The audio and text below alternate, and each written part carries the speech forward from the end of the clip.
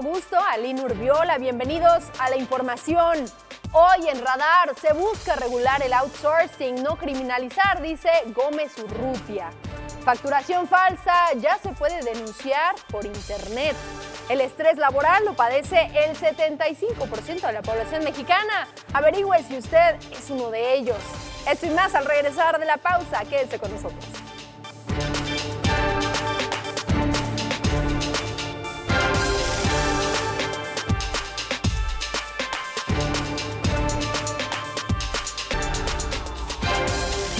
En el radar. Gracias por continuar con nosotros. El 3 de diciembre, el Senado aprobó en comisiones un proyecto de reformas para combatir la subcontratación laboral o outsourcing. Ahora, el 12 de febrero, se realizará el Parlamento abierto para analizar su regulación. Pero, ¿de qué se trata? Aquí se lo decimos. Tal como lo anunció el presidente de la Junta de Coordinación Política en la Cámara de Diputados, Mario Delgado, otra de las iniciativas que se discutirá en el próximo periodo ordinario será la que regule el outsourcing. Outsourcing, esta palabra no existe en el diccionario de la Real Academia Española, pero su significado es subcontratación o tercerización. Esto se refiere al contrato que una empresa celebra con otra para que ésta lleve a cabo determinadas tareas que originalmente realizaba la primera. En nuestro país, la Ley Federal de Trabajo pone los lineamientos para que este régimen laboral cumpla ciertas obligaciones con los empleados. En teoría, las empresas no pueden subcontratar a su plantilla de trabajadores en un 100%. Tampoco podrán tener a dos empleados con el mismo cargo en distintos modelos de contratación. Y una regla más, toda subcontratación tiene que justificarse por especialización. Aunque la ley es muy clara, en México el outsourcing es utilizado por las empresas desde los 90s para hacer más fácil la gestión de recursos humanos y sobre todo tener ahorros considerables. Sin embargo, históricamente quien más pierde es el empleado, pues este régimen laboral no establece una relación con la empresa para la que se trabaja, por lo que es más sencilla la rotación de personal, además de que se les da de baja en varios periodos del año y en otros servicios sociales. También existe el mito, sobre todo en América Latina, de que las empresas de este giro evaden responsabilidades o pagan salarios muy bajos. ¿Quién pierde más con el outsourcing entre el Estado y el trabajador? Pues los dos pierden. El Estado porque se ve mermado en su capacidad recaudatoria, se ve afectado en un sistema de pensiones que ya es absolutamente frágil y absolutamente vulnerable, y el trabajador pierde porque sus cotizaciones en la seguridad social se ven afectadas y sus historiales crediticios para efectos, por ejemplo, de acceder a créditos de vivienda también se ven afectados. De acuerdo con el INEGI, la mayor cifra de personal subcontratado se presentó en 3 estados como Ciudad de México, Estado de México, Nuevo León, Jalisco, Coahuila, Chihuahua, Guanajuato, Querétaro, Puebla, Quintana Roo, Sonora y Baja California. La secretaria del Trabajo y Previsión Social, Luisa María Alcalde, señaló que este tipo de contratación ha permitido la evasión superior a los 21 millones de pesos anuales, generada por al menos 6,000 empresas de subcontratación abusiva. Por esta razón, en diciembre pasado, la Cámara de Senadores dejó en la congeladora un dictamen en el que se equiparaba a los outsourcing simulados con delincuencia organizada, el cual fue aprobado en comisiones, pero no se discutió en el Pleno. Luego de esta polémica, la Comisión de Trabajo de la Cámara Baja, en sesión permanente, también comenzó la dictaminación de iniciativas propuestas por el PRD, el PRI y Morena, pero el trabajo legislativo fue suspendido por las vacaciones. Los legisladores han adelantado que en febrero se realizará una discusión amplia a través del Parlamento abierto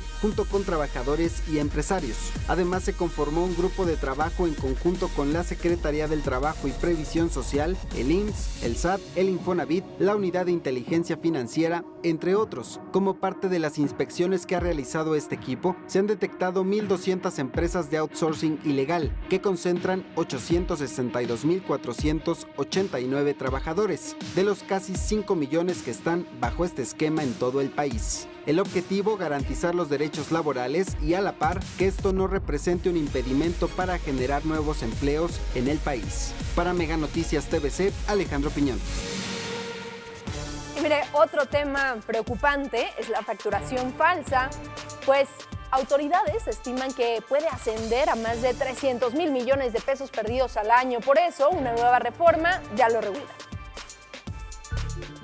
a un mes de haber entrado en vigor la ley antifacturera, solo un puñado de empresas optó por regularizar su situación ante el SAT, al devolver voluntariamente 2,000 millones de pesos obtenidos por operaciones con facturas falsas. Hablamos de una facturación falsa cuando aparentemente cuenta con los elementos formales y autorizados, pero además su contenido no es verdadero. En primera instancia logra engañar al fisco, pero al revisarla se detectan estas operaciones inexistentes. Se usan para deducir gastos y disminuir el monto de los ingresos sobre los que se aplica la tasa del impuesto. Es decir, por un lado para pagar menos impuestos sobre la renta ISR y por el otro para generar saldos a favor que se compensan con el mismo impuesto y así se evita el pago del IVA. Pero no es lo único. Existe otra modalidad de uso aún más grave. La facturación falsa se puede aplicar para solicitar devoluciones de saldos a favor de un IVA que en realidad nunca existió. A veces el dinero de esas facturas puede representar cifras que nunca se pagaron o bien puede amparar dinero que sí fue objeto de una transacción, pero cuya operación no existió. Todo para evadir impuestos y lavar dinero. Según autoridades, este negocio ilícito de las factureras falsas es preocupante, pues estiman que puede ascender a más de 300,000 millones de pesos al año. Además, se calcula que la pérdida de ingresos del dinero público entre los años 2014 y 2019 alcanza los 1.6 billones de pesos. Tomando en cuenta esta información, en octubre del año pasado, el Congreso de la Unión aprobó la reforma penal fiscal, la cual incluye la llamada ley antifactureras, que no es una sola ley, sino un conjunto de reformas que se realizaron a los siguientes códigos: la Ley Federal contra la Delincuencia Organizada, la Ley de Seguridad Nacional, el Código Nacional de Procedimientos Penales, el Código Fiscal de la Federación, el Código Penal Federal. Con los cambios, ahora se considera como delito grave que amerita prisión preventiva a quien cometa el delito de contrabando, defraudación fiscal, a quien expida, compre o venda o adquiera facturas que amparen operaciones inexistentes, falsas o simuladas por un monto mínimo de 7.8 millones de pesos. La sanción será de 2 a 9 años de prisión. La iniciativa original del Senado establecía como tope máximo las facturas que superan los 2.3 millones de pesos. Sin embargo, el sector empresarial solicitó que el monto se elevara. Al final se estableció en los 7.8 millones de pesos. En realidad, la evasión fiscal y la facturación falsa debe preocuparnos a todos, porque cuando es menor de esa cifra, también se encuentra tipificado como un delito penal. Además, por cada obligación no declarada de manera automática dentro del plazo correspondiente, el fisco puede imponer una multa de 1,400 a 17,370 pesos. Esta reforma entró en vigor el 1 de enero de este año. Ahora el presidente López Obrador instó a denunciar a extorsionadores que quieran aprovecharse y cobrar algún moche. A decir del presidente, todo esto nos va a ayudar bastante. Aline Urbiola, Mega Noticias TVC. Ahora el SAT lanzó una nueva herramienta vía internet para que los contribuyentes denuncien a empresas y causantes que emitan facturas falsas. Las puede realizar a través de la página de registro de denuncias. Y mire, cambiando de tema, si se siente fatigado y su productividad ha disminuido, pues probablemente esté sufriendo de estrés laboral. De acuerdo a la Organización Mundial de la Salud, 75% de los mexicanos padecemos estrés laboral. Le siguen los chinos con 73% y luego los estadounidenses con 59%. Hablamos de las dos potencias económicas más grandes del mundo. Nos dimos a la tarea de investigar cuáles son las principales causas que generan estrés en el trabajo. Las más mencionadas fueron la carga excesiva de labores, así como la presión y exigencia a que son sometidos los empleados. Llega un momento en cuando no salen las cosas por diversas situaciones, pues obvio que va a entrar un estrés. Pero todo está en poner atención y día con día aumentar el conocimiento a lo que se dedica. Le repito, si hace uno lo que más le gusta, pues lo va a hacer con más agrado. Una mala organización y distribución de las funciones, es decir, el modo en que se definen los puestos y sistemas de trabajo, desencadenan, ¿qué cree? Sí, más estrés. Incluso problemas de salud como fatiga crónica, dolor de cabeza y cuello y hasta de espalda, trastornos digestivos, aumento de tensión arterial y hasta depresión e irritabilidad. ¿Esto le suena familiar? No, pues sí es un poco estresante. Pues el tráfico, las marchas, es difícil. ¿Cuántas horas trabaja al día? 12 horas. Sí. ¿Y cómo llega a casa? Pues cansado, estresado, pero pues no queda otra más que trabajar, hay que sacar para el chivo. Además de los trastornos físicos y psicológicos en colaboradores, el estrés también genera pérdidas para las empresas. De acuerdo con datos de la Secretaría del Trabajo y Previsión Social, cada año el sector productivo mexicano reporta pérdidas por 16,000 millones de pesos. Se preguntará, ¿cómo ocurre esto? Le explico. Un trabajador con un nivel de estrés elevado tiene un bajo rendimiento. Por lo mismo, su productividad se ve mermada y en casos extremos puede desencadenar problemas familiares y hasta riesgos de alcoholismo y otras adicciones. Llega un momento en que tu jefe te llega a un momento de estrés, de ansiedad, que ya no soportas y ya no puedes como tal vivir o convivir con un ambiente laboral. ¿Qué haces tú, por ejemplo, para relajar el estrés? Eso no, o sea, otra cosa.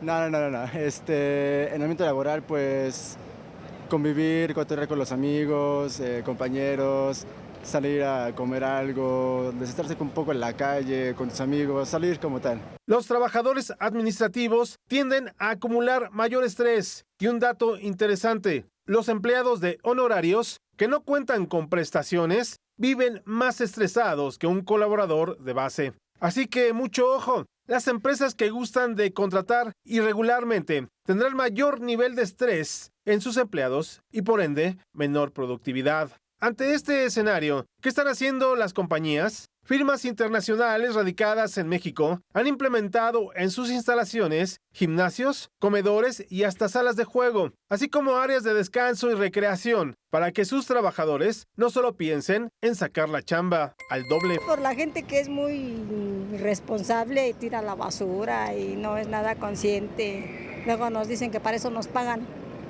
que ese es nuestro trabajo. A lo mejor sí, ¿verdad? Pero no se vale. Pues no, yo digo que no. Yo creo que todos tenemos que traer una educación desde casa. Pero hay una buena noticia para los trabajadores mexicanos. Apenas hace unos días, al inicio de octubre, entró en vigor la norma oficial mexicana 035 para proteger su salud mental. La Secretaría del Trabajo obligará a todos los patrones a identificar y prevenir factores que afectan el estado físico y emocional de sus empleados. Si el patrón incumple con esta norma, deberá pagar multas de 26,000 pesos, la más barata, y $500,000, la más alta. Desde el momento en que uno se alquila, desde el momento que uno acepta las condiciones de la empresa, pues tiene uno que acatarse a ellas, ¿no? Siempre y cuando no sobrepasen el límite de los derechos como trabajador. También le damos unas sencillas recomendaciones para controlar el estrés. Dormir de 6 a 8 horas diarias. Llevar una dieta balanceada. Establecer límites en el trabajo. Hacer equipo entre compañeros. Y sobre todo, una relación cordial y respetuosa con el jefe.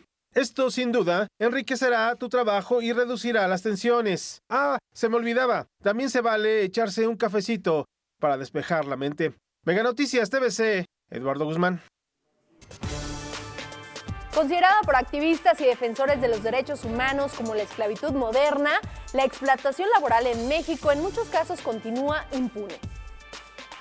En México, casi 500,000 personas son víctimas de explotación laboral. Son forzadas a trabajar en campos agrícolas, maquiladoras, construcciones y hasta en el hogar. De cada 5 víctimas, una es sometida a la explotación sexual y 4 al trabajo forzado con jornadas extremas, poco salario y coacción. El problema fue identificado por la Organización Internacional de Trabajo en 22 estados del país. Hidalgo ocupa el primer lugar respecto a condiciones precarias para laborar. Le siguen Coahuila, Veracruz, Puebla, Tlaxcala, Chiapas y Baja California Sur. En tanto, en la Ciudad de México, 58,000 niños sufren explotación laboral y alrededor de 400,000 personas viven en condiciones de esclavitud en el país, según un reporte del Índice de Esclavitud Mundial de 2018. Respecto a América Latina, México ocupa el primer lugar en explotación laboral y la posición 36 de 167 naciones a nivel mundial. Por otro lado, una investigación de la Universidad Nacional Autónoma de México reveló que 25% de los mexicanos de entre 29 y 45 años son adictos al trabajo. Esta condición se agudiza por el uso de dispositivos móviles y redes sociales. Las tecnologías de la información hacen que el trabajo se incremente entre 5 y 20 horas horas a la semana. Además, 40% de los mexicanos sufre desgaste en el trabajo. Esto induce a la indiferencia, insatisfacción personal y frustración, sumado a que la actual fórmula empresarial deja mucho que desear, pues 8 de cada 10 empresas desarrollan una cultura laboral tóxica, es decir, no atienden la verdadera responsabilidad que tienen con sus empleados que dejan de ser productivos.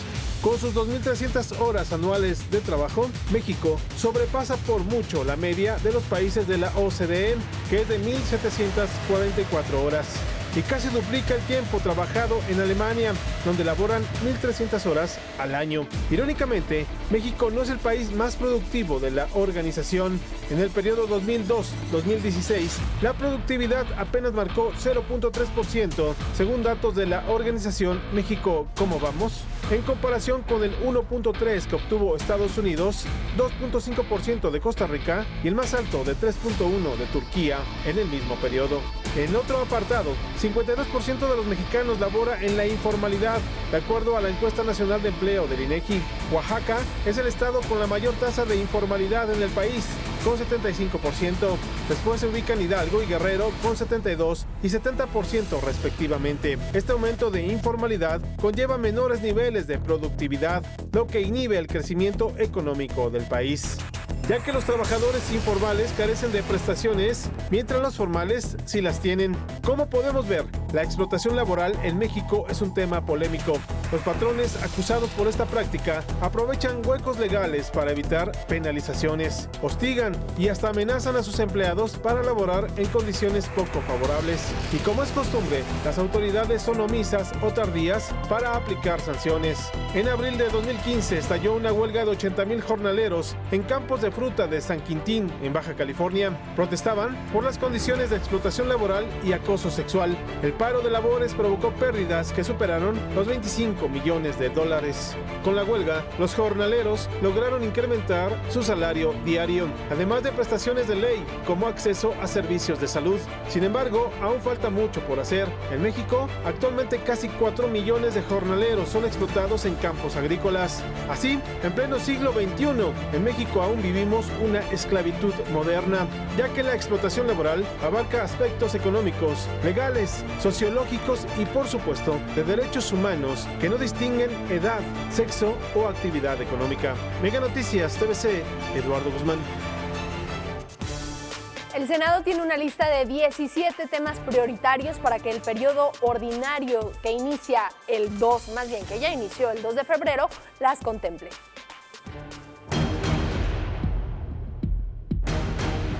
En el periodo ordinario que inicia el 2 de febrero, el Senado dará prioridad a 17 temas, entre los que destacan la reforma al sistema de justicia penal, la regulación de la cannabis y la ley de amnistía. En lo que respecta a la cannabis, la Cámara Alta tiene como prórroga establecida por la Suprema Corte para su aprobación a más tardar el próximo 30 de abril. Se debe regular la siembra, cosecha, cultivo, elaboración, preparación, acondicionamiento, adquisición, también la posesión, comercio, transporte, prescripción médica, suministros, empleo, uso y consumo, otorgando elementos fundamentales de libertad, seguridad y respeto a los derechos humanos.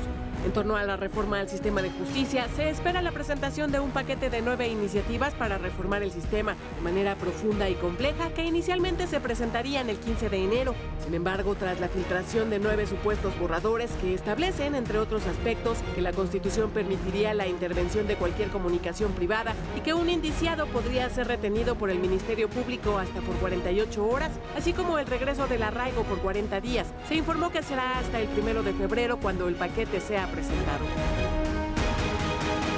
El análisis de las propuestas, una vez que nos la envíen formalmente, será amplia y será mediante los mecanismos que hemos adoptado últimamente, que es el Parlamento abierto.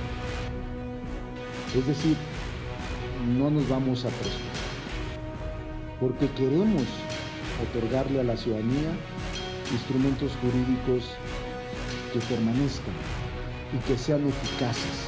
Sobre el tema, la bancada del PAN dijo que apoyará una reforma positiva que fortalezca la justicia y que pueda acabar con la impunidad y los delitos que no se denuncian.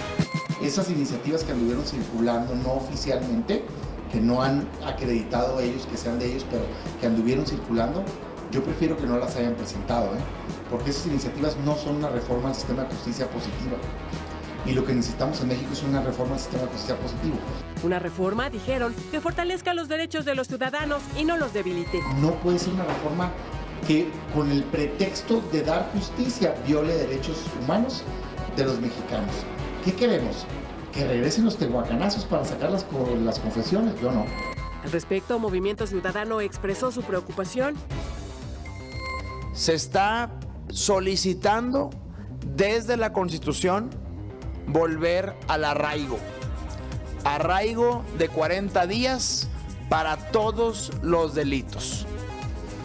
Es un tema que no podemos definitivamente aceptar.